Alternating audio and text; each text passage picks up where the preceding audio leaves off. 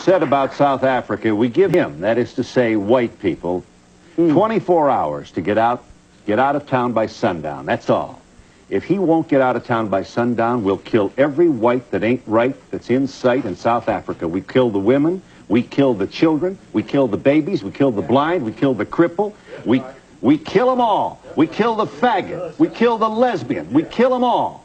You say, why kill the babies in South Africa? Because they're going to grow up and oppress our babies, so we kill the babies.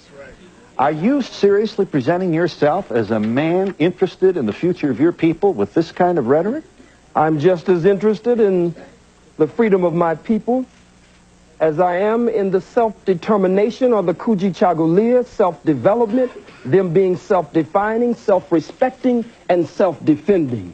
If the white man has killed millions of our people, and you cannot deny the undeniable and indisputable and irrefutable truth, fact, proof, and history of their bloodshed there in South Africa, I said it would be merciful if they would leave. I don't agree with a government, a sham government. No man walks out of prison after 27 years and becomes the president unless there's a script and a plan behind the scene to remove the economic sanctions from whites in South Africa, but no real plan for redistribution of the wealth. The Oppenheimers, the De Beers, and others there sucking the blood of our people. So I said, be merciful.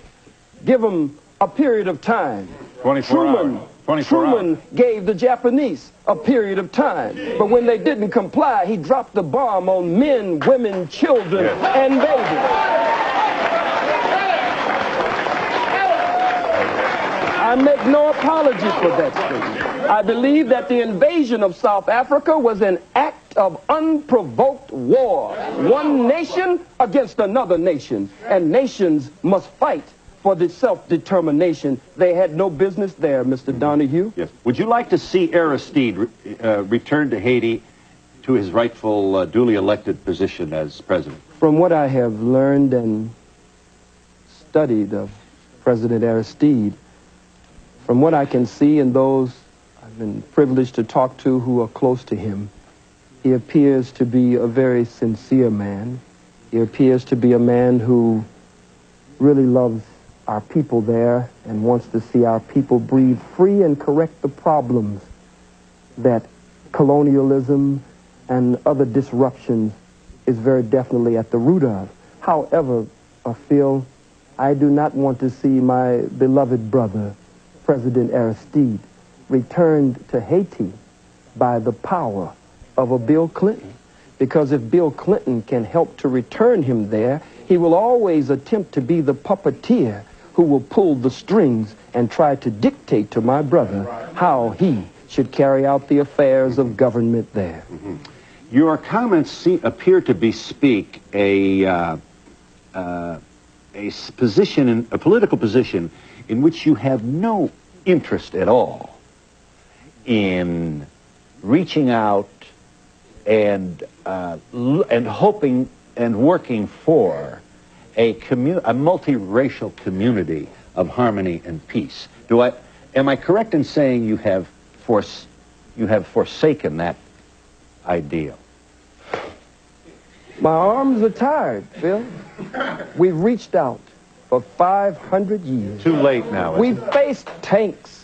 We faced water hoses and cattle prods. Vicious dogs bit the breast of black women off in those protest marches of the civil rights movement. Vicious four-legged dogs sicked on us by two-legged dogs, bit into the groin and the private parts of black men, women, and children. So, Mr. Donahue, I believe that the white man is absolutely disagreeable to live with in peace, and that no one has been able to get along with him nowhere on the face 196,940,000 square miles of the planet Earth.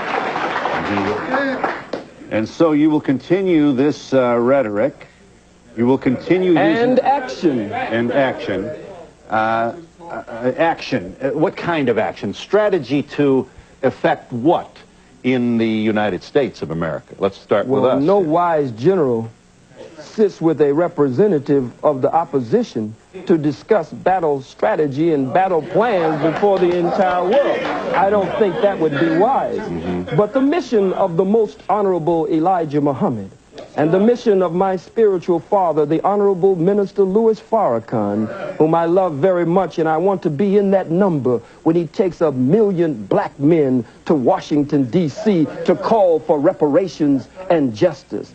Their work is a work of liberation and salvation. Their work is a work to raise the mentally and spiritually dead black man and woman after we have been robbed of our names, our language, our religion, our culture, our God, our folkways, mores, and robbed of a power, the power of our own being.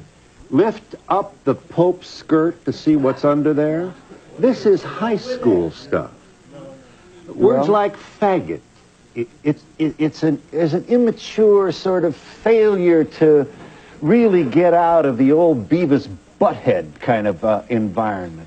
Certainly you can't be proud of this kind of language that you use. Well, if it is high school, then the Bible, let's listen for a second. The Bible speaks of lifting up the skirts of the garment. Oh, I'm surprised that you feel. It's a metaphor. It's symbolic language. I'm not at all interested in what is under the Pope's clothes. I'm not into that. It's a metaphor.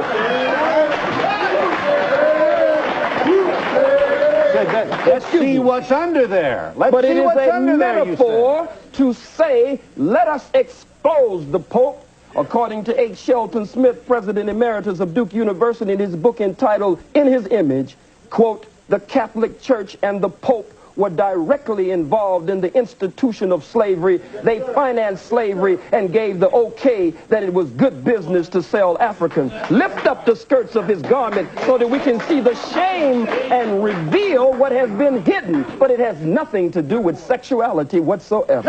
Well, what do you suspect has been hidden?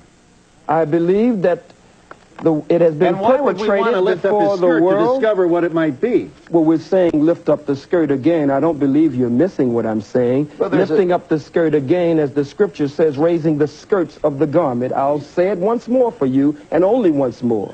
Has to do with revealing the history, the hidden history. When you lift up someone's garments, then you show their shame. You show up their private parts, that which they normally hide from the rest of the world. I'm not dealing with organs under the garment. I'm dealing with the organ of slavery and those parts that have been kept private from the masses of the people. We are in New York City with Khalid Muhammad, and we'll be back in just a moment.